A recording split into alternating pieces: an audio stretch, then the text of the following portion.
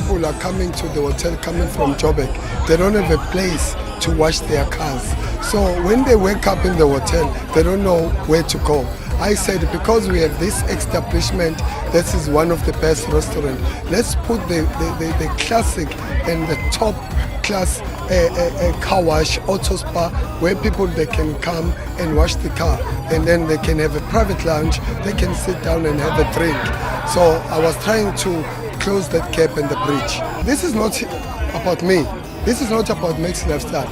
This is about people from Umlazi and people from Durban and people from the whole of South Africa. From today, the township, they have a respect